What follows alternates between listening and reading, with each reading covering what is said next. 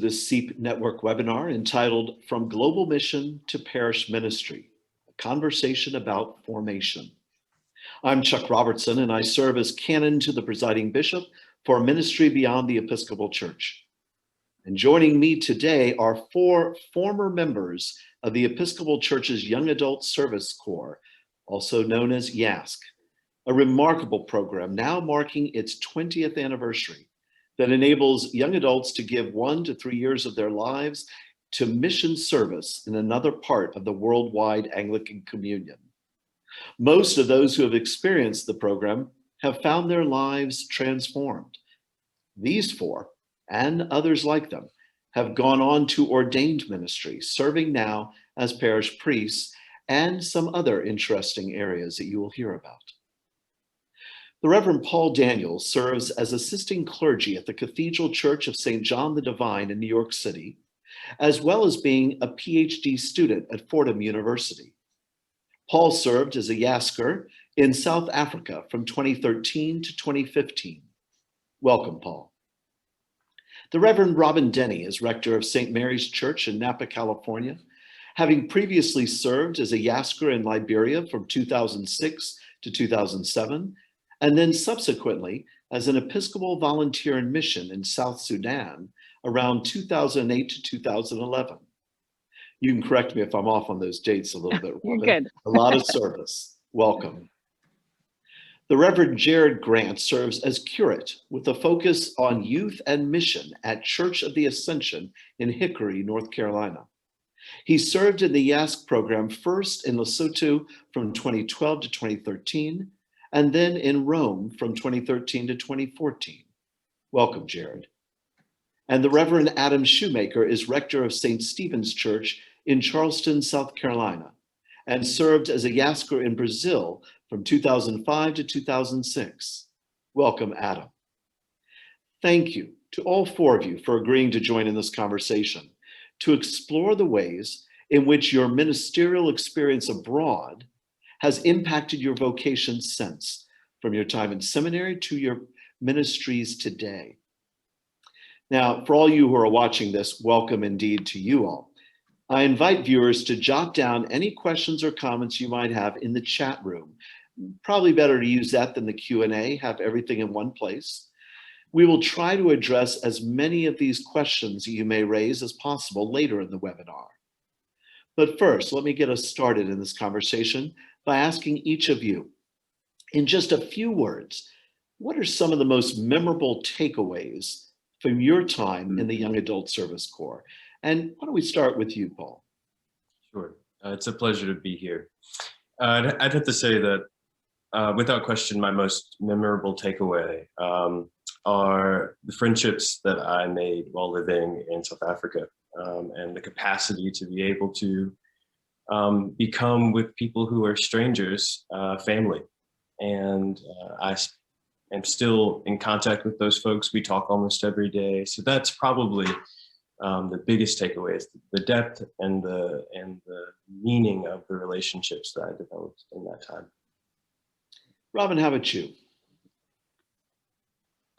It might sound like hyperbole, but I think that it not only helped me to mature in my faith, but completely changed my worldview and changed the course of my life. There's just a clear sense of that, and that I'm sure I have no idea where I would be if it wasn't for that experience. That's quite a thing to hear, very much so. Thank you for that. Jared? Yeah, similar to Paul, I would say it's the relationships that I developed while I was abroad. There are people that I still stay in contact with, even though it's been years since I was doing this part of my ministry. And so that ability to think about our church as larger than just my own parish church or just my own specific context is a really powerful way to kind of break open the work that we are called to do. Adam, how about your takeaways? I think building off of what Paul and Jared said, for me, a takeaway is that mission work is really about an encounter with people across difference, and about relationship building, and the hospitality that I was shown in Brazil from the community that I was sent to has stayed with me ever since, and continued to impact my life and ministry. You know, we're talking about a lot of different places in the world here, and we're only just scratching the surface. I have a map on my wall at my house that has push pins of all the countries I visit, and I counted them the other day, 46 outside of the US, and 49 out of the 50 states. I'll leave you wondering what the last state is I have not yet made it to, but 46 countries. So I'm always a little amazed when I realize that I and we are the exception to the rule. The fact is that there are many people in this country who don't even have a passport, and certainly who have never gone beyond, if not the country shores, then the continent's shores. So one of the things, you know, when we do have these encounters, as you call them, what does that mean for us when we come back? I'd love to hear from you all. Explain, was it difficult to acclimate to things when you first returned home? And I'll dive right in. I'm not going to pick on you. Yeah, in many ways, for me, the return was harder than the going. The going was exciting, and while there was definitely challenges and thinking about what will it be like when I go, the coming back, there was a lot less structure to what I knew I was coming back into. And part of the hard work of getting out of your context is the ability to come back into it, because you're seeing things with new eyes. You've been opened to things that you would not have thought about before. You have learned things from those relationships, from those encounters, that have changed your fundamental being. And so being able to come back in, not only have you changed, but it feels like your whole world has changed too. And so it's just as difficult as going to come back and then have to find your place within your own context again. Good points. How about some of the rest of you? Yeah, I would say that coming back wasn't difficult, but it was eye-opening. I think that one of the primary things that my friends in South Africa reminded me of time and again was that I'm American. You know, they say you're American, and a small thing like watching the country's currency, right? The value of the currency change in accord with markets, and knowing that in some way the betters on my side of the ocean had something to do with how that worked. And so coming back home and having to be sort of constantly aware of this kind of complicity that even I, in however small a way, was be participating in, was something that has completely changed my life and the way that I understand my role, not only as a human person, but also as a priest. I may want to tease that out a little bit more in a bit, Paul, but let me make sure that I give a chance for Adam and Robin to speak to this question. Again, was it difficult for you to return?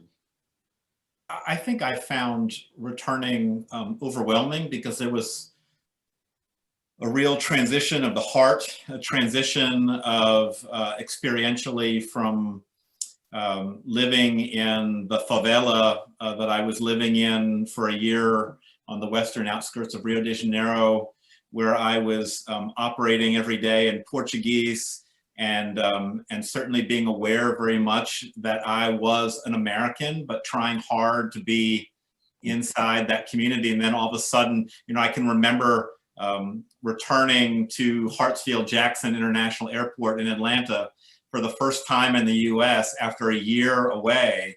And, you know, just sort of all of the busyness and the noise of American life that seemed so different from where I'd been. And also linguistically, I just gotten used to just hearing Portuguese, and then all of a sudden to have English all around me was a lot. It was a big shift. I actually returned to the US to go to General Convention in Columbus, Ohio.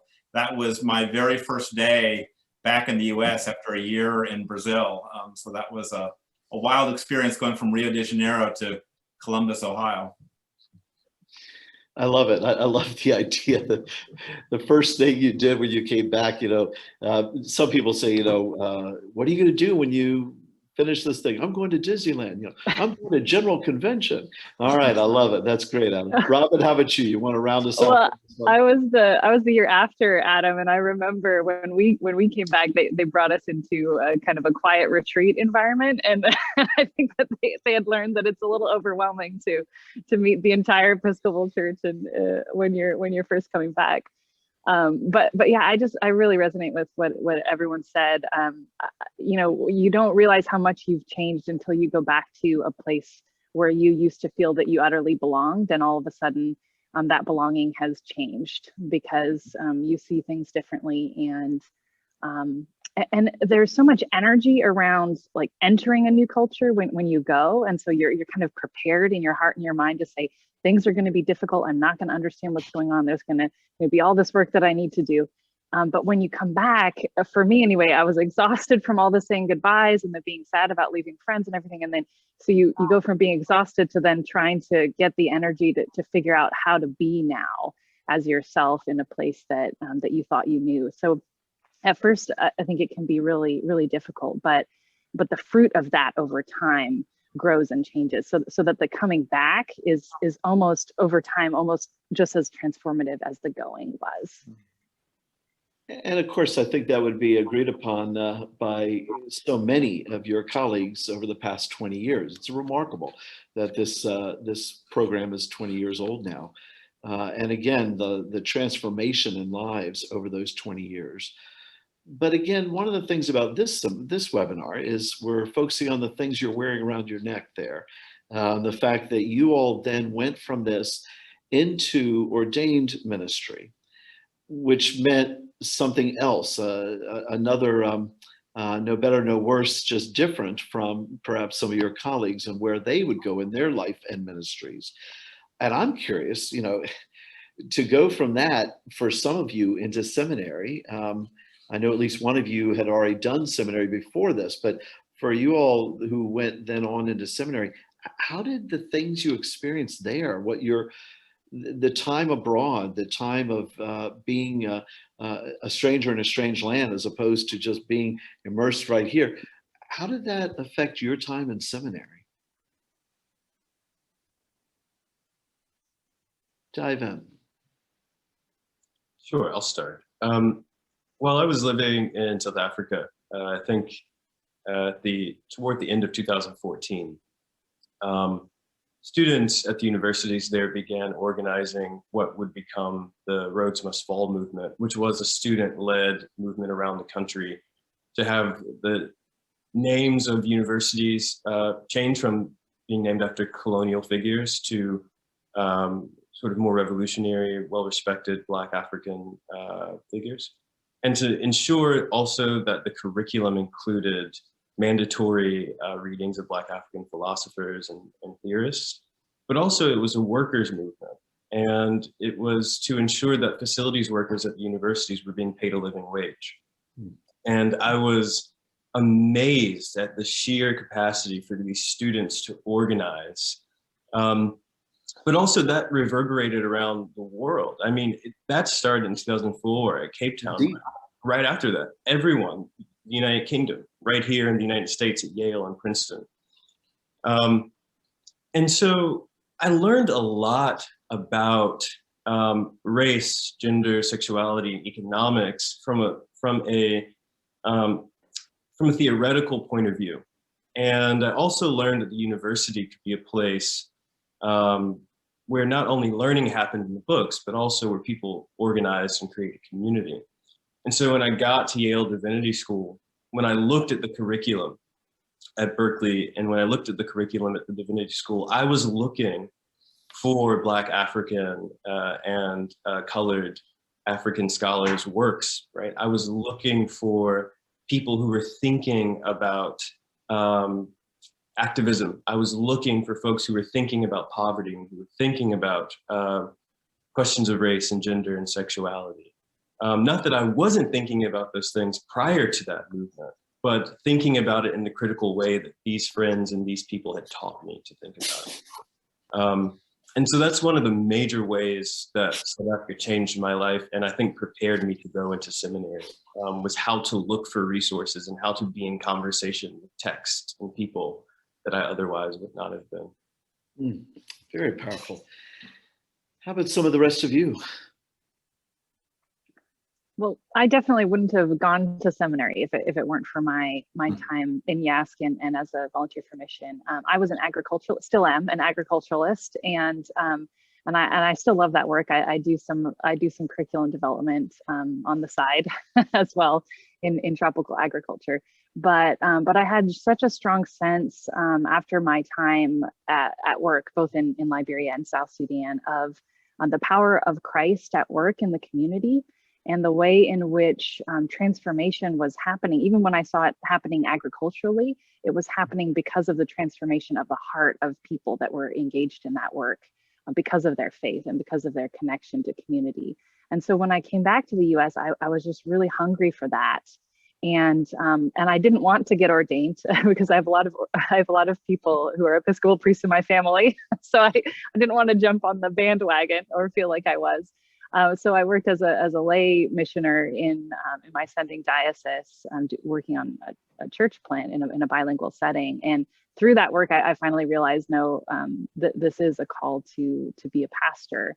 And so I think I brought that sense to seminary, that I knew what I was looking for. And I chose the seminary that I went to based on the maximum amount of global connections that I could find. So I chose VTS because they had the highest proportion of international students of the seminaries at the time, and because of Dr. Heaney and the Center for Anglican Communion Studies there. And I felt that it could be a place where I could continue to learn scholarly and learn from voices from around the world. And because that had been such an important part of my formation, I really had a sense that needed to continue.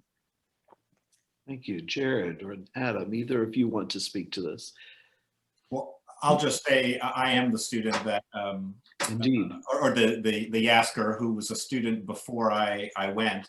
I was at Harvard Divinity School before I went to Brazil, and was already in the ordination process, which I will say as an aside, sort of impacted my sense of self and identity when I was in country, because I was introduced to everybody in Brazil as a seminarian, and that had a certain weight to it as people interacted with me. But then I did an Anglican year at General Seminary immediately after my time in Brazil. And it certainly opened my eyes, and I brought with me a lot of the liberation theology that I had learned something of when I was in Latin America. And experientially, the then presiding bishop of Brazil visited General when I was there. And because of my experience as a YASCer, I was sort of his point of contact, and we developed a relationship that bore fruit in time. I actually visited his diocese in Brazil a couple of years later, and we've continued to stay in touch. Thank you for that, Adam. Jared? Yeah, Robin and I have a lot of overlaps in our stories. I used my time in the Young Adult Service Corps as a piece of my discernment towards ordained ministry. And part of what I was able to do in Rome was really just work in a parish on a day-to-day basis and see if that's something that I enjoyed and something that was going to work for me. And the priest that I worked with there was very open about all of the joys and all of the difficulties and all of the hardships that come along with this type of ministry. And so that was huge for me to be able to see that. And so then taking that on to a seminary campus, like other folks have said, it just opened my eyes to like, what sorts of questions do I need to be asking? I had a really kind of a profound sense of the Anglican Communion, or a deeper sense of the Anglican Communion, that I would not have had if I had not done this work. So being able to see those connections and see how that all works or doesn't work is a piece of what we were able to study. And along with the Center for Anglican Communion Studies that Robin mentioned at VTS, that was my on-campus job for 3 years. And I loved it to be able to get into that work. We often brought guests from around the communion onto campus. And I was involved with their visits, got to introduce them to folks. And I think a profound piece of that ministry was that having been a person that has gone abroad and been welcomed by a community, I know how important that is to feel welcomed. And so to be able to reciprocate that when people are coming and visiting my own context is a really powerful thing to be able to reciprocate. And that's part of the relationship piece that is so important in this work. Yeah, I want to stay on this on the seminary piece here for a moment with you all. Paul, you spoke earlier of your own complicity in things, and you spoke about seeking out some things you wanted to learn as you went to Berkeley at Yale. And I heard, Robin, the choice of seminary for you was in many ways came out of your experience. Let me just ask y'all, if you could just wish anything, what would you wish to see find its way into seminary curricula throughout the Episcopal Church, and maybe also into Episcopal Church formation, but certainly into the seminaries? What is something or some things that you would like to see find their way in? Paul, I'm going to start with you. I'm going to pick on you because you really provoked me to be thinking about this. So please, let's start there and go from there. Yeah, I think about this question a lot because, in part because the classroom for me has been a pastoral space, right? It's been a space where I've been cared for by ministers who are also professors. And so I do think that the learning process is a spiritual practice in and of itself. So I think about this a lot.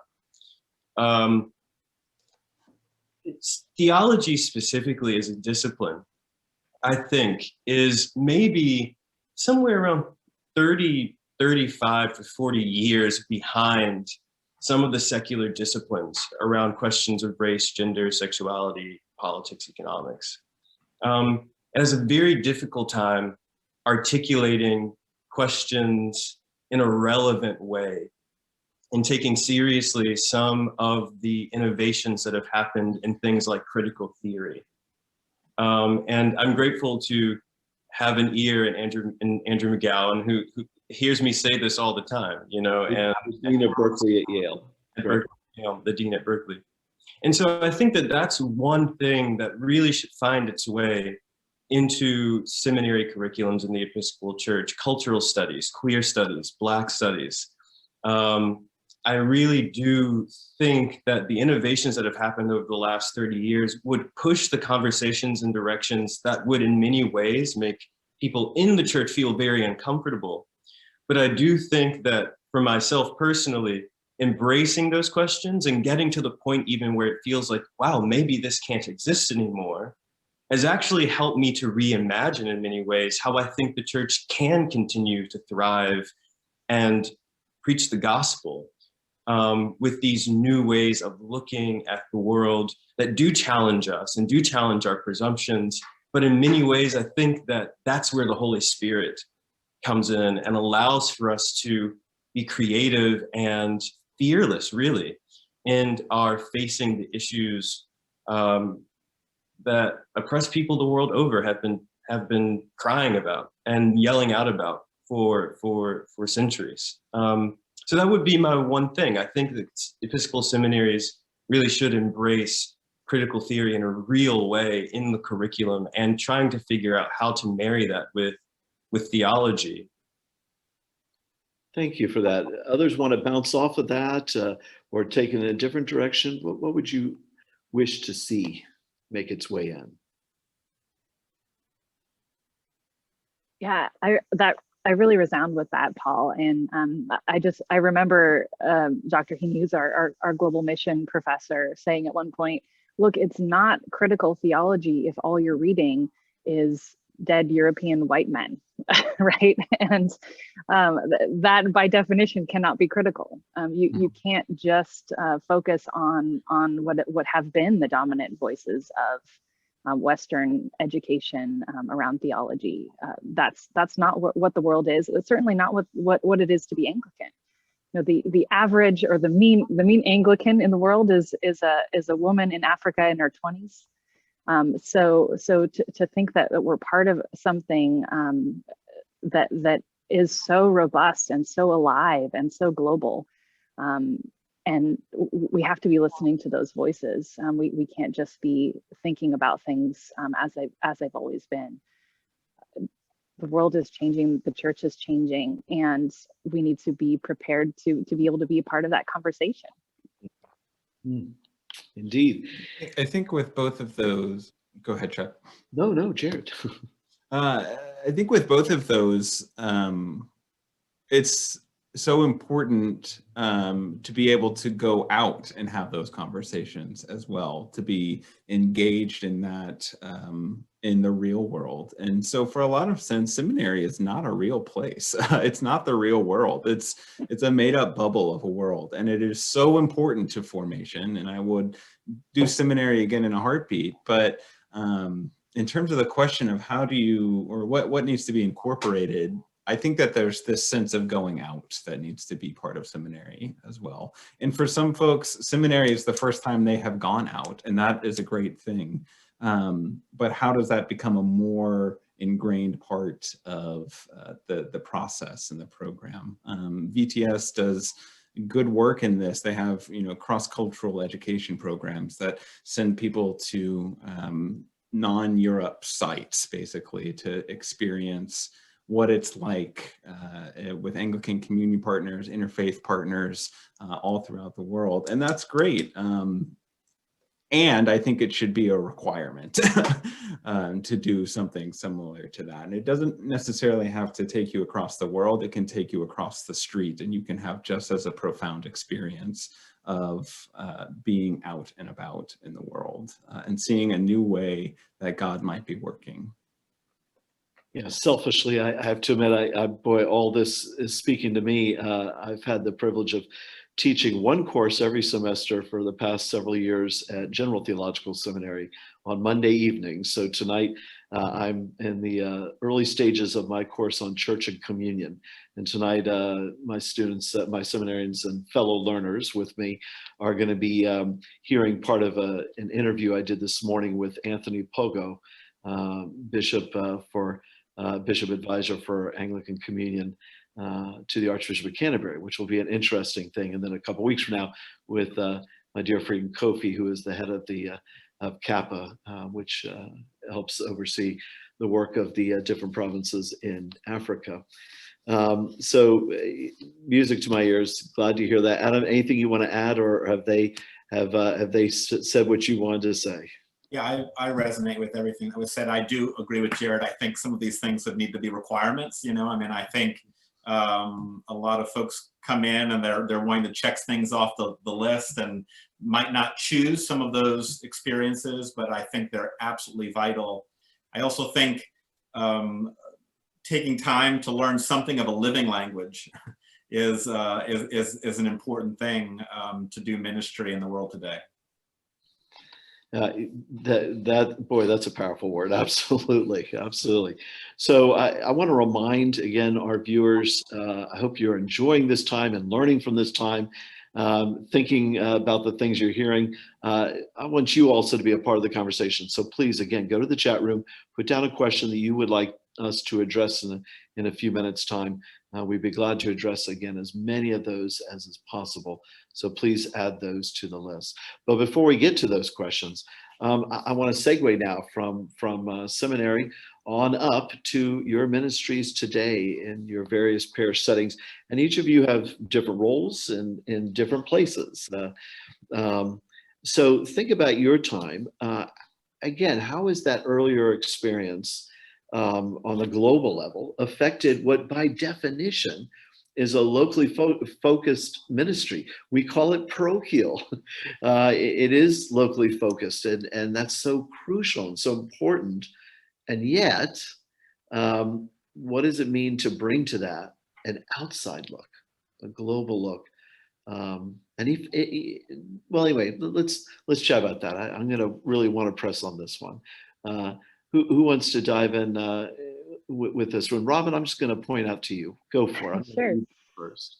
Yeah, I think I had such a clear sense of call back to ministry in the US at the close of my time in South Sudan. And part of that was because I was so transformed and so impressed by, as I mentioned, the power of Christ working in the community there, and the way in which people were able to, to preach, love your enemy in a context where your enemy might have been someone who killed members of your family during the war, just an extreme sense of what it means to follow Jesus. And if the power of Christ could heal wounds like that and could transform a community under such incredible stress and uncertainty, then it opened my eyes to see the stress and the uncertainty and the wounds and the division in my own context that maybe we didn't want to look at as much, and realize that the power of Christ is just as strong anywhere in the world when we commit ourselves to really being the body of Christ. And so I came back and really wrestled with what that meant and what that would look like in parish ministry or where I was called to. And in the end, I ended up here at a church in Napa. And the first time I read I've only been here a year and a half, a little less than that. But when I read their profile, they were a parish who had a deep sense of calling to be more connected to the community in which they live, and also to become more diverse as a community. They recognized that they didn't, the demographics of the congregation didn't match the neighborhood, didn't match who it is that they felt God was calling them to be. And that just lit a fire in my heart and connected me to this place in a way that it was the yearning, I think, of the people that really inspired me to come here and to be a part of this work, and what prepared me, in mission and ministry to come and join them was that sense of not only trusting that the power of God is at work in the people, but learning how to look for it. Learning how to commit ourselves to prayer at every moment, and to trust God is something that I really took away from folks that I met both in Liberia and in South Sudan. And also just that sort of flexibility and creativity, having a good sense of humor. Those were things I think we learned in our mission orientation program are necessary whenever you're engaging in a cross-cultural encounter. And ministry, and they're so important in parish ministry as well. Not to take ourselves too seriously, and to be open to what it is that God is already doing in the people. But some of the rest of you, Jared, you want to jump in also? One of the craziest experiences I had was in Lesotho, and it involved a trip out to a remote village to do confirmations with the bishop. And so this village was a 9-hour car ride to the point where we got on horseback for another 6 hours. And it was the first time in at least recent memory, but I also think it was the first time in the history of this village that a bishop had been able to come and do confirmations. And so there was a ton of people prepared, there was a ton of people ready for it, and we had this lovely massive service where they also blessed a new church building and school building, and it was an incredibly powerful moment. And so as I'm preparing now here in Hickory, North Carolina, to do a confirmation class with my youth here, I'm just reflecting on the fact that I can't think of another organization in the world or another structure in the world that connects those people in Massaquanang to Hickory in the way that the Anglican Communion does, and the way that our faith does. And that is an incredible thing. And it's that sort of connection that I'm always thinking about how we can better live into, both as an Episcopal parish here, but just as a church. Like, we have brothers and sisters throughout the world that we are connected with in ways that other people are not. I'm thinking of, like, with all that's going on in Myanmar right now, I know people in Myanmar that I can call and talk to and pray for, and having a face to put to that prayer is an incredible thing. And I don't know any other structure that would allow me to do that in the way that the church does. So those are the things that I kind of take into this ministry. Paul, Adam, either of you want to jump in? I will say that when I was rector in North Carolina, when I was a rector for the first time, my experience in Brazil made me want to start a global mission partnership. And in North Carolina, the companion relationship was with Costa Rica. And so while I was there, we started regular visits down to Costa Rica. And, you know, because Portuguese and Spanish are so similar to one another grammatically, you know, I took Spanish like a lot of kids do when I was younger, but didn't speak it very well. But after my year in Brazil, I was able, as the Brazilians call it, to speak Portuñol pretty good. And that enabled me to often serve as translator even in Spanish-speaking countries because of my experience there. I also today sit on the bilateral commission between the Episcopal Church and the Episcopal Anglican Church of Brazil. And so I'm able to stay in touch with that country that actually right now has a lot in common with the United States. I mean, Brazil has a lot of commonalities with us politically and sadly with the impact that COVID has had in the country there. And I certainly, like Jared and Robin, and I'm sure Paul, stay in touch with many folks in the country there. Yeah, and I do thank you for being on that bilateral commission, very much so, you and that team. You all do good work, that's for sure. Paul, I want to change the question for you if I could. So instead of thinking about things in terms of where you serve, a good part of your time now is working on your studies at Fordham. How has this influenced that? How's your experiences abroad and all that you've learned influence what you are now studying as you work in that area? Yeah, and I'd have to say that where I'm working presently at the Cathedral of St. John the Divine, and having lived in South Africa and studying all of that sort of is, it cross-pollinates. And I think that perhaps the major thing that I've learned and have attempted to incorporate both at a parish level and in my studies are people's stories, people's personal stories, and learning how to use my own voice and my own story as a way into thinking and reflecting. When I was in South Africa, I had the pleasure of walking with two young adult groups. One was an Anglican young adult group, and the other was a hodgepodge group. So there were a few expats, and there was an atheist, and there was a Muslim, and several other folks. And the primary thing that we did together is I invited them to bring a piece of literature or a poem or a story or whatever they wanted, a sermon, whatever, each week. And one person brought something each week, and we all read it, and they explained their connection to it, and we talked about it. And then in New Haven, I led a Bible study at St. Luke's Episcopal Church, and mostly a group of older Caribbean women, anywhere from 45 to 80. And just recently at the Cathedral, I've wrapped up a course on Howard Thurman. And what I've noticed in all three of those groups was that people are really, really happy to go deep into their stories. And people are really, really happy to allow other folks to enter into their pain and their joys with a kind of sensitivity and candor and love. And I find that being able to cultivate that kind of space, not only in the parish context, but also in writing and research, really opens up something that it's hard for me to put my finger on. But I do think that that kind of sharing of personal stories and that kind of fearlessness to go deep is perhaps one of the connecting points that is universal, you know? So I would say that that's probably the major lesson. Thank you. As we start to take some other questions, I'm going to have a couple more of my own down the road, but I want to ask you about one question about colonization.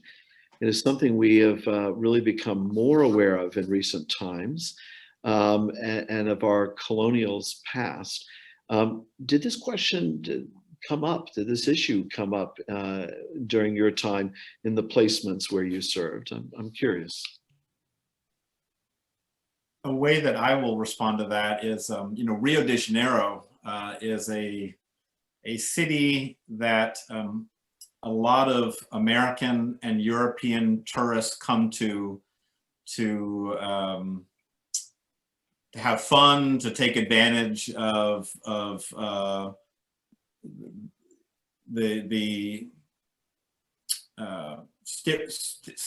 their stereotypes of what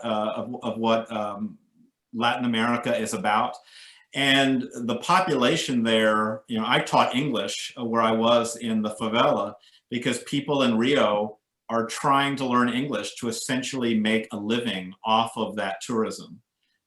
But what I felt again and again when I was there was a real resentment of that reality, that sort of fact of life for people. That on the one hand, the tourism that comes to Rio is a lifeblood for many people there, but also resentment that is the way that things are and how they stand.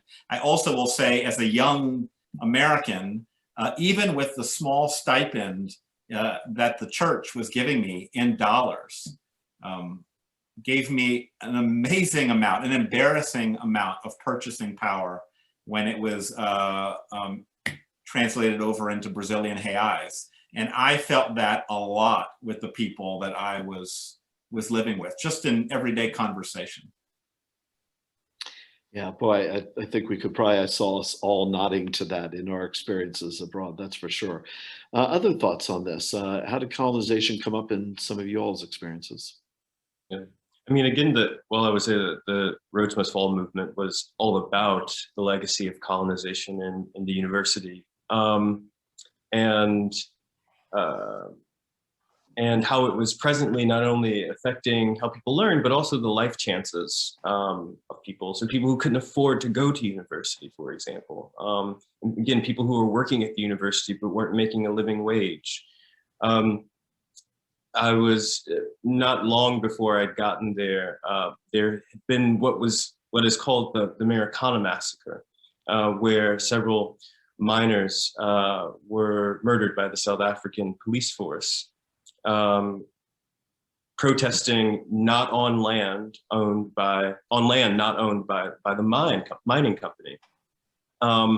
So the conversations were rich with the legacy of colonization. And South Africa is a young democratic country. And so young people were disenchanted and are disenchanted with the ways in which that young democracy has or has not unfolded in a particular way. And so for me, and part of the reason why I say theology is 30 years behind critical theory, is one of the things that I was thinking about while I was there was the relationship between Black theology from the 1960s and 70s and the divestment movement of the same period. And South Africans were reading Black theology, right? South Africans were interested in James Cone. They were interested in how how Black Americans were thinking about liberation in the context of their faith. And they were sharing resources and they were visiting. And those connections were rich. And so when, it's still kind of quaint in certain kinds of church and theological circles to say the word colonization. It's still quaint to have these conversations. And so, but there was a kind of honesty and commitment to the truth, right? That was so present and so alive in that time. And it's something that I carry in my bones to this day. Jared. Yeah, so being in Lesotho, a lot of the forces that Paul just named are palpable, because if you know where Lesotho is, it's the tiny little dot in the middle of South Africa, and so they are still a British protectorate and have a very complicated relationship. So that is palpable in everything that goes on there. but I'm going to take this in a little different of a direction, because my time in Italy, I primarily worked with a political refugee center. So the people that were coming to our center on a day-to-day basis were coming from war-torn countries, mainly, many of which, actually, I'll say, have a very complicated relationship with the United States. So for me to be an American in this setting, being in a position to welcome them and to be in relationship with them was often very fraught and created a lot of complication in terms of what can we do to have a conversation together, because they have seen, many of the guests that came to our center had seen their entire worlds destroyed by the conflicts going on in there, of which the American presence in there it's a different story than what we get in the news. And so it is so vastly complicated and so vastly mucked up that it is difficult to kind of get to that point of starting a relationship. And I think that goes along with any of the complication or any of the conversations we have about colonialism with some of these other places, except it's fresh nowadays. And so that's a really palpable thing that's going on. That center you're speaking of, by the way, is housed there at the Church of St. Paul's Within the Walls Episcopal Church, and is a truly remarkable center that anyone who has experienced that, even in visits to it, will speak about that work. Thank you for that, Jared. Robin, how about you? Yeah, I definitely want to echo it's complicated, and just what colonialism has left behind is it creates a fraught atmosphere to have a relationship, and that's part of the power of Christ working in the midst of that is people's willingness to engage in relationship, people's willingness to trust someone who comes or represents a colonial power, if you will, and to enter into relationship. I think that it can be so in Liberia, for instance. Liberia was colonized by an American organization, and so they have a real sense of connection. There was, definitely undercurrents of resentment as well, but definitely coming from that sense of America doesn't think that much about Liberia, but Liberia is forced constantly to think about America. And that's not just colonialization, it's also globalization and the reality of the economic powers in the world and the way that they manipulate markets and things like what Paul was saying. And I did my thesis in seminary on paternalism, and part of that was because I came back with such a sense of discomfort with the way so many Americans or even Europeans were coming to the context where I was serving, bringing a lot of baggage and not taking time to critically reflect on that before engaging in relationship, and by consequence harming or causing difficult relationships with people that they were trying to engage with. And a sense that we can't forget the colonial reality that all of these relationships exist within, but also we can't forget the fact that even when there was oppression, or even when groups were kind of subjugated and forced to do a certain thing, that there was incredible creative resistance among the people, and that formed the Christianity in that place, that formed the Anglican Communion, because of course the Anglican Communion is connected by colonialism.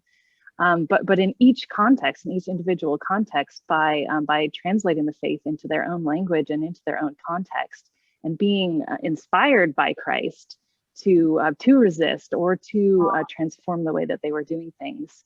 There's also just an incredible history of power there that I think we need to be, as foreigners, that we need to be listening for and looking for.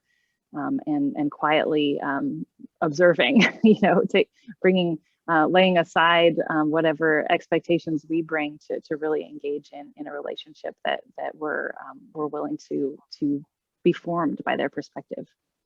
As I often share with folks, in our Anglican DNA, going way back before Henry VIII and his famous divorces and whatnot, way back to St. Augustine of Canterbury, a reluctant monk missionary sent by Gregory the Great. He was sent to evangelize a place on the edge of the Roman Empire, comes to what is now Kent, so the Kentish coast of Britain. And instead of finding folks who had never heard about Jesus, he finds a whole bunch of Christians there, including the queen, the local queen, was a Christian. But immediately what he recognizes, oh, they're the wrong kind. I need to tell them, I need to fix them. I need to make them like what I remember, what I know, what I learned. And when he writes back to ask his boss, Gregory the Great, what to do, how's he fix these folks, the response he got, thankfully, I think is a vital part of our Anglican DNA, where instead he heard, look, take the best of what you know, but also take the best of what you see and experience and learn. Be challenged by them, challenge one another, learn, find a way that how does this move forward? How does this fit together as you move forward? In other words, no easy answers, but a way of respecting the local context, which then became at its best a part of the Anglican DNA, although we often forget that sometimes. This is some interesting thoughts about the colonial, but then let's make it even more complicated. As someone has raised in the questions, what about in the countries you visited where there is an indigenous population, as well as a population that has grown up to be perhaps the dominant or majority population? I know in places as far-reaching and diverse as Canada, Ecuador, New Zealand, we see this experience. Did any of you all have experiences there and have a chance to either see or hear about or experience the difficulties and complexities of those relationships? Yeah, I would say that in South Africa, in Grahamstown, where I was, the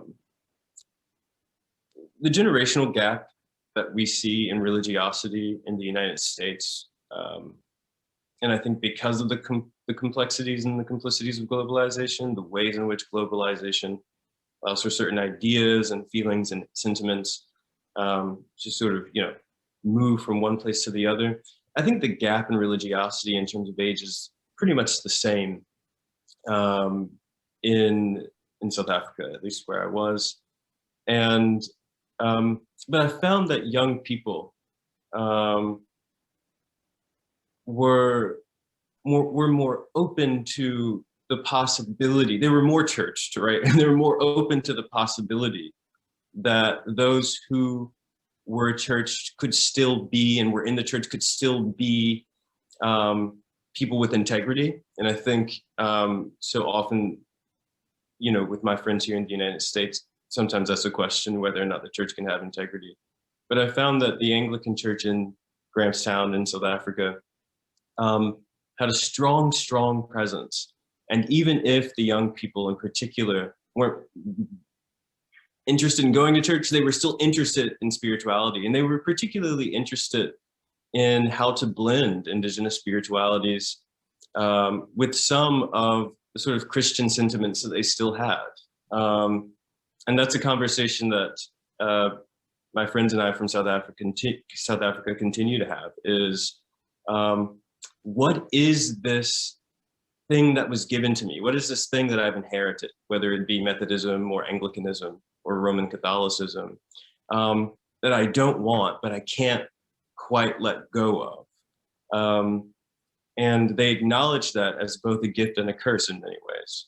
But I would say that older generations are still deeply committed to their identities as Anglican. And I would say, the joke is much higher Anglicans, right, than most of us Americans. But yeah, that was the general sort of landscape. Anyone else want to jump on that one?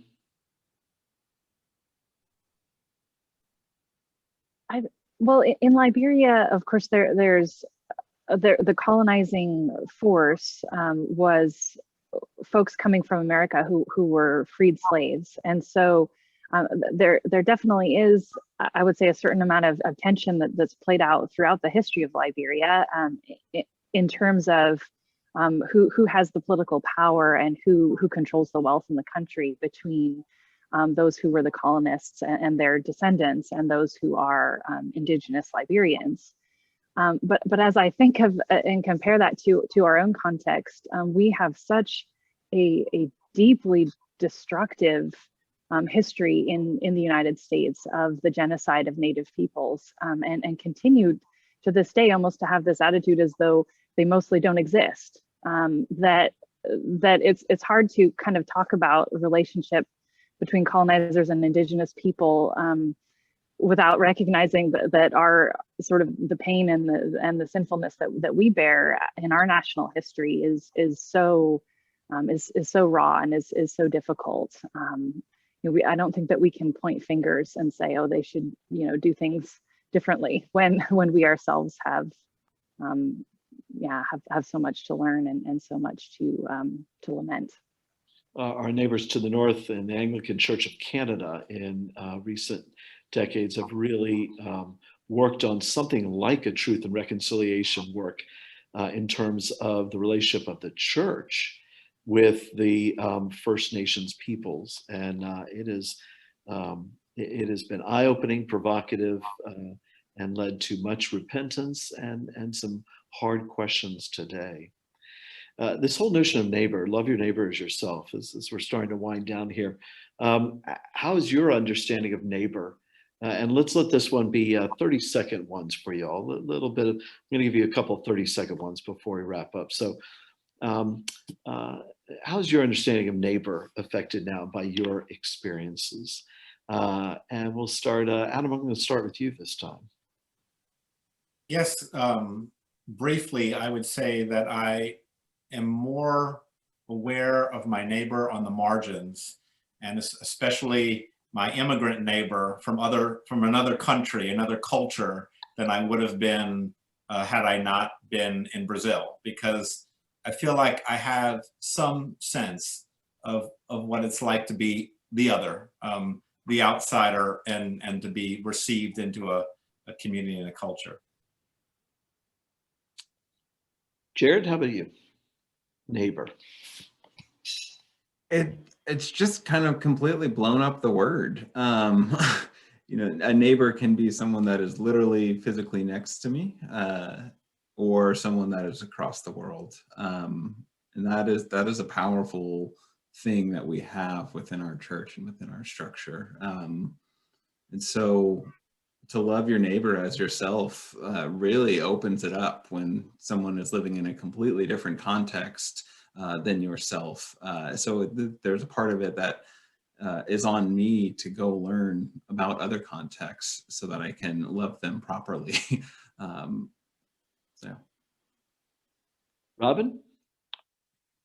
Yeah, I would say that loving my neighbor, especially a neighbor who is kind of the most different from me, is something that teaches me and feeds me so much more than my love of them has the power to influence or to improve their life. That my life is utterly transformed in the loving. Oh. Yeah. I think I would say neighbor maybe isn't a strong enough term for me. For me, it's something like family. I think that's the feeling, the intensity of the feeling that I think of when I think of South Africa. And I think that, trying to think about the communion and people around the world as our family, those people for whom we do anything and give anything to ensure that they're okay, that they make it, that they're well, that they feel loved. I think that's the word that comes up for me as the most prescient. Well, I'm so grateful for you all and for the work you have given in this incredible program. We can't take everyone with us overseas to experience this. Would that I could, I would love it. But that just won't happen in our congregations. But we can provide additional lenses, resources, and tools to help folks expand and broaden their horizon. This Sunday coming up, of course, for many is going to be thought of as Valentine's Day, but it also happens to be World Mission Sunday here in the Episcopal Church. And as part of the recognition of that this weekend, we are launching at the Episcopal Church the Global Mission Digital Toolkit. The Global Mission Digital Toolkit. I'm going to ask that be put up, that the place to go for that on the episcopalchurch.org website be put up. I believe it's simply episcopalchurch.org/global toolkit, all one word. But if that can be put in the chat room, that'd be great.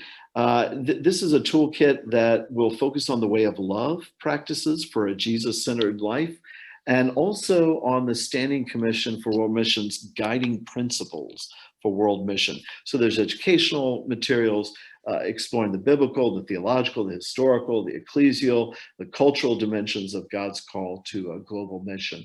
I definitely commend that to all of our viewers who may or may not have themselves had the opportunities that the four of you and your colleagues have had. But I do want to say at this time a huge thank you to the four of you, along with the many others who have served in the past 20 years. All those who even through this time of COVID will later on will be able to once again serve in the ministry of YASC. To you, to those you represent, and to those yet to come in this program, I do want to say a profound thank you from all of us in the Episcopal Church. I also want to say a big thank you to Joe Swimmer and the good folks of the SEEP Network who make this and so many other wonderful webinars possible and able to broaden our horizons in so many ways. And I want to do a special shout out and thanks to Elizabeth Bowe, who is the Mission Personnel Officer and oversees the program that you all have been a part of now, as well as the Episcopal Volunteers in Mission. To her, to the Director of Global Partnerships, David Copley, to all those who are involved in this good work, our deep appreciation. And of course, on behalf of all four of you, I want to say thank you to you all who took the time in the past hour to listen to this conversation. And my hope is to continue this conversation wherever you are in your own congregations, to explore things like the Global Toolkit, to find out how to expand our horizons, to find out who our neighbor is in all parts of this world, or even down the street, and to make a difference in the name of Christ. May God bless you. May God bless others through you, through us. Bye-bye. Thank you.